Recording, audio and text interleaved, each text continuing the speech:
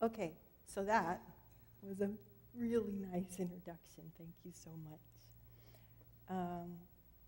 The theme for this month is Shapes of Oneness. We've been talking about that this month.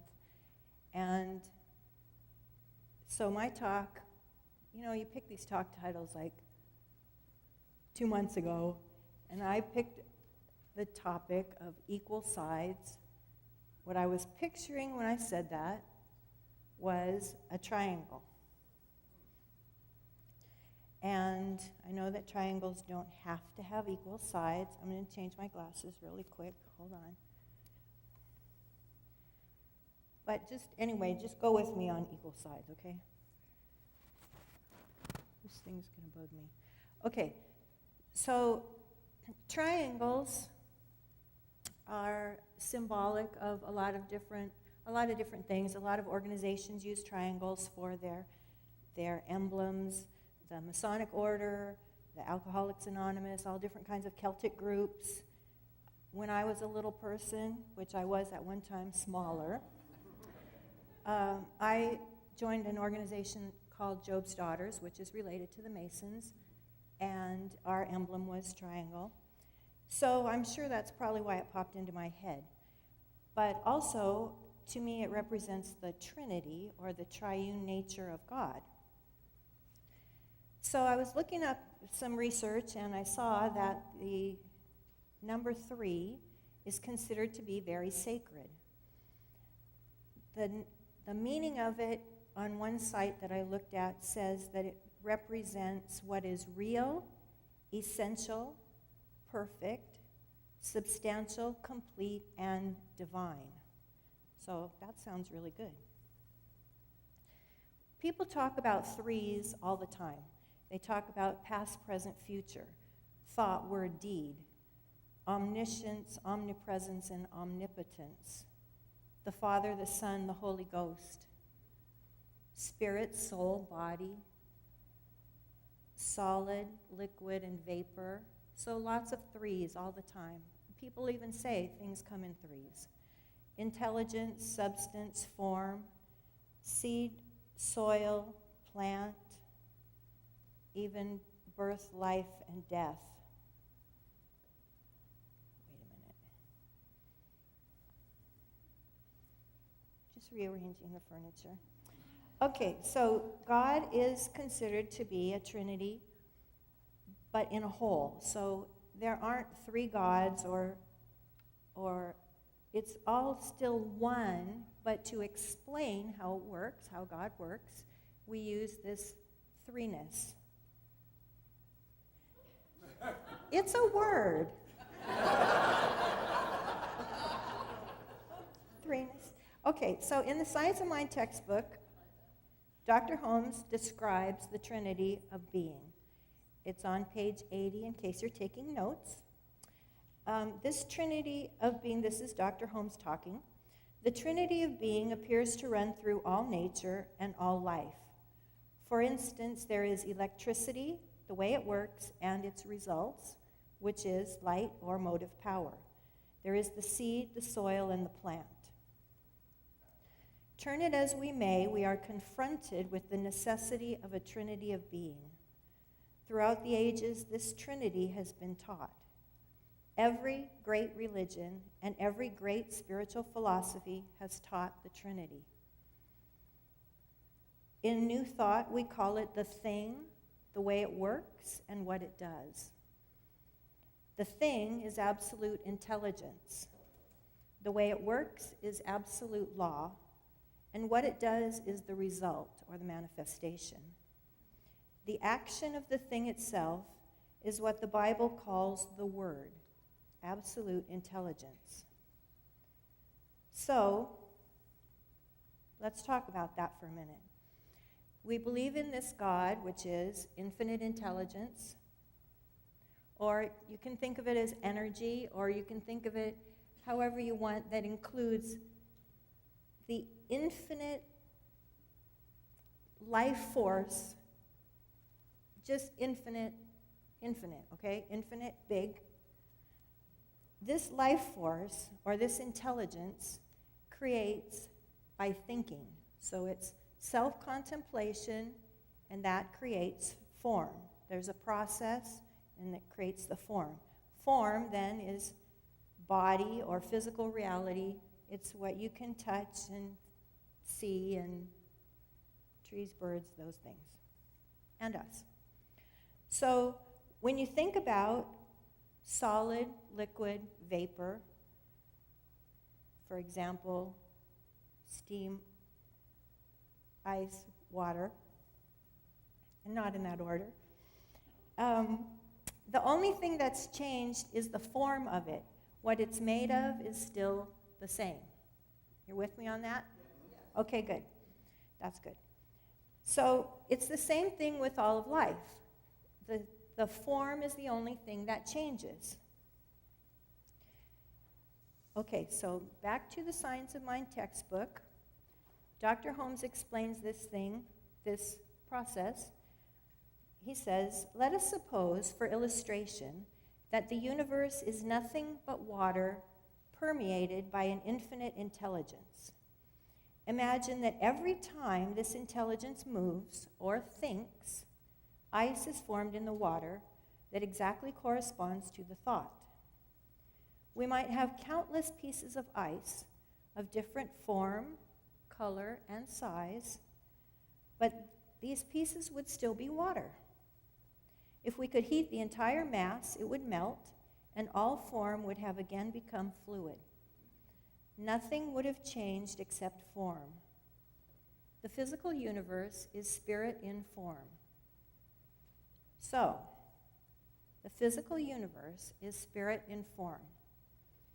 Now, that includes each of us. That includes everyone, everything you see, everything. So that means that you are spirit, or God, or infinite intelligence, or whatever you want to call it. That is you. Okay? Are we good with that? Okay, that's good. So we also have access to this triune nature. So we create in our world how God creates in a bigger macrocosm, if you want. Our world is created by, or our world of experiences is created by what we think. The thoughts are acted upon by the same creative process. We sometimes call it the law, or the creative medium, or subjective mind, and then that creates a result. So, of course, we sometimes say, if you want to know what you're thinking, you take a look at your life. Sometimes we don't want to do that.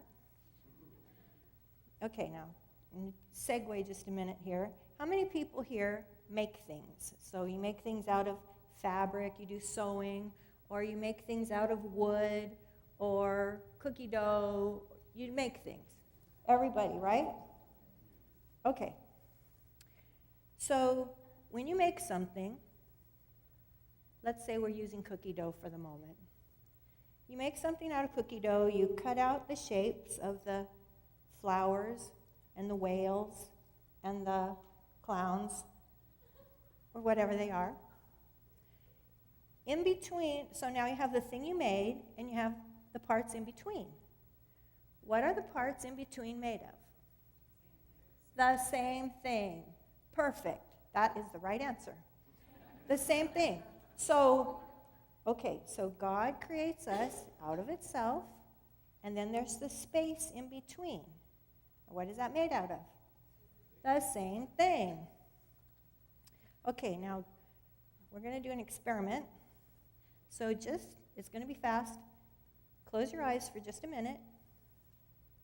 Just relax.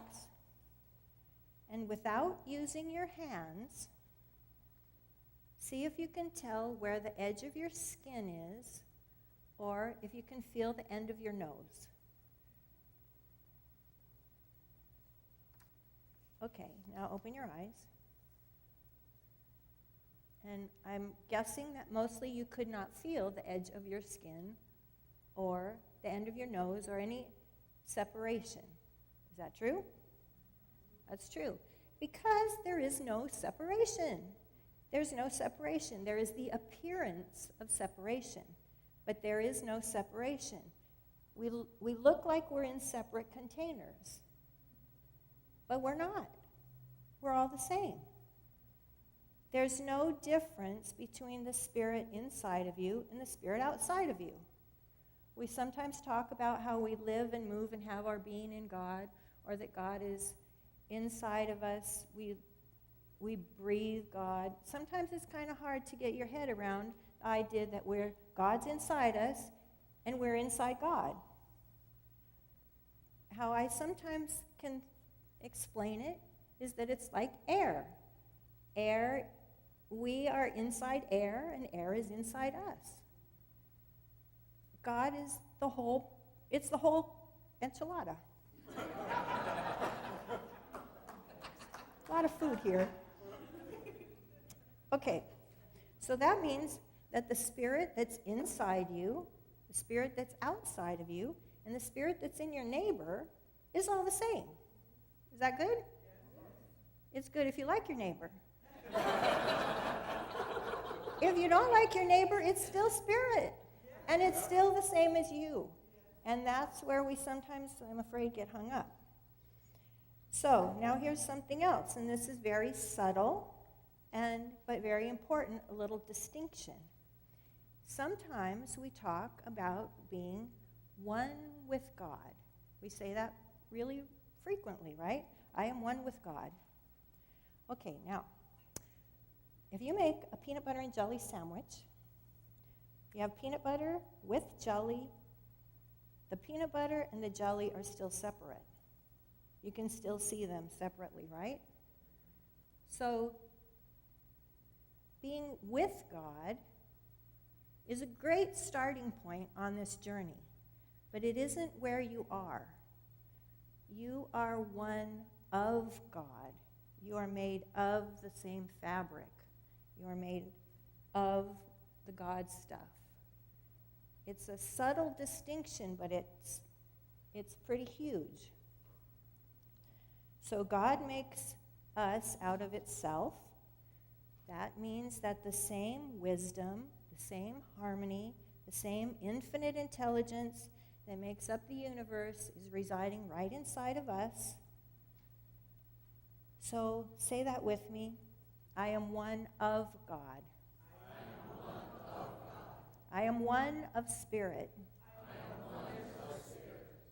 Perfect. You did good. Okay. Now, as a being of spirit, then health is your natural state. Abundance is your natural state. Goodness is your natural state. Generosity, givingness, everything, beauty, harmony, all is your natural state. Now, why does it appear to be otherwise?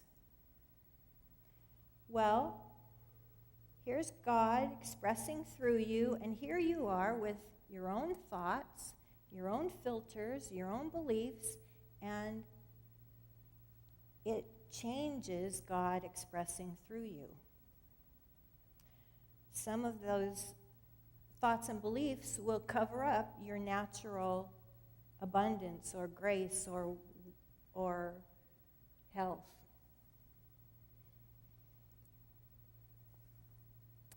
So I'm going to give you an example. It's very personal. As most of you probably know, my dad passed 9 days ago. And everyone's natural state is perfect health. But in his family, my dad's family has a long-standing belief in cancer. And so that's one thing. And then also, he held everything inside. So I remember being a little kid, and he would come home from work, and he'd be so upset that he would drink a whole bottle of Pepto-Bismol because he held everything inside. So that kind of thing, those two things have to eat you up. And that's what happens. So moving on, before I get too maudlin here.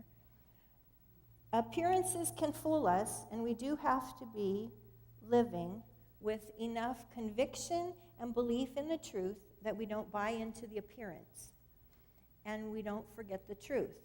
So even though we appear to be separate, we're actually more connected than we can ever imagine. If in your life you appear to be experiencing some sort of lack of one kind or another, that is not the truth of God, and it is not the truth of you. So, I want to offer you a challenge. Anybody up for a challenge? Yes. Yes? Yes. Oh, much better. Okay, so I hear a lot of people talking all the time about the economy. Oh, the economy. This economy and this consciousness. The economy is created by a consciousness of lack. It is very pervasive and very damaging. And I know even that there are people right here in this room that are struggling with this, or through it, let's say. There's a group or a collective consciousness that says that we are in lack. And every time that we engage in a conversation about that, we are agreeing. And every time that we read about it or affirm it, we're agreeing, and we're perpetuating it. Because as you know, what you focus on, you get more of, right? Right. So, I don't know how many people are here today, but let's say it's 100, because I'm rounding. So, if there's 100 people here, that's 100 people that can help to shift this consciousness out in the world. And how you're going to do that, this is where the challenge comes in, is you're going to not engage in conversations about the lack or the limitation. And in fact, if you have a way to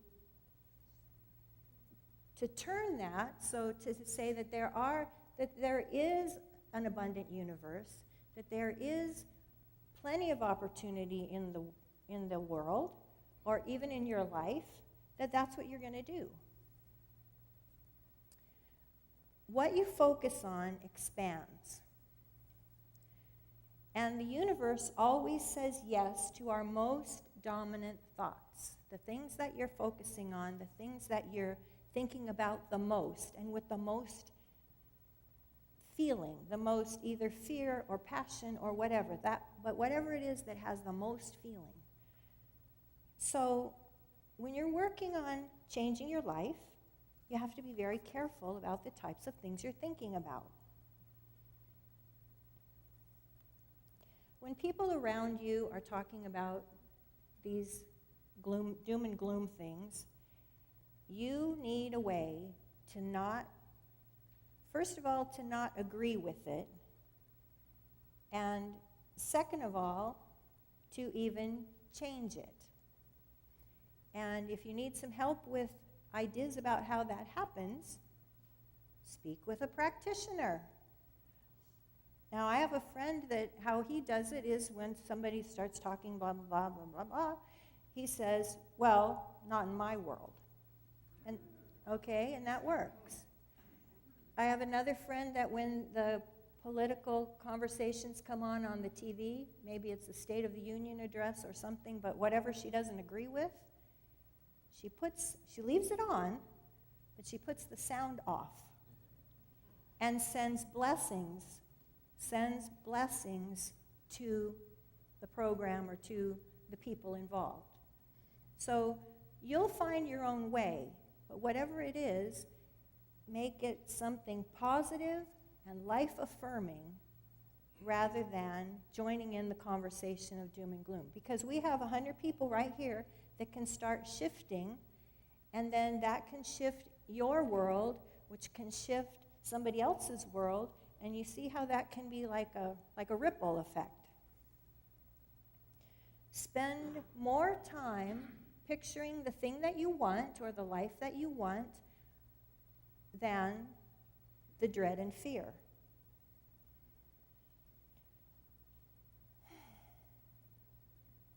And I'm going to tell Reverend Patty to check with you on your assignment next week. So remember we have this triune nature of God, which is spirit, soul, and body. Spirit is infinite intelligence. Soul is the part that does. So it's the one that creates the plan, makes it happen, and then body is the form or the result. Spirit has the ideas, and soul makes it happen. Right? Right. Okay, so by way of having three aspects of God, we've created a triangle, and here's why all the sides are equal. Because if you had a giant glob of infinite intelligence or life energy, and it had no way to express itself or no way to experience what we experience, it would be boring and bored. It would be bored. It would have nothing to do. The creative process or soul would have nothing to create, and it would have no direction. So it would basically be an unemployed creative genius. Form would have no intelligence or no life, or what Thomas Troward calls livingness. So it would basically be a rock. And it would have no warmth, no color. It would also be dull and boring. So Spirit created each one of us so that it could have experience of life. And as you can see, it wants to experience life in many, many different ways. And remember that we are the hands and feet and eyes of God. So God experiences through us, not it. Whatever you allow Spirit to do in your life, that is allowing Spirit to live through you. And so you wanted to have a good time, right? Let God have a good time. Gosh darn it. Okay. So I'm going to recap quickly here. There is no separation. You are one of God, and you can change the world by changing or lifting your own consciousness. Right? Right. Okay. So remember that you are the light, and that your light makes a difference to me and to each other and to the world. And thank you.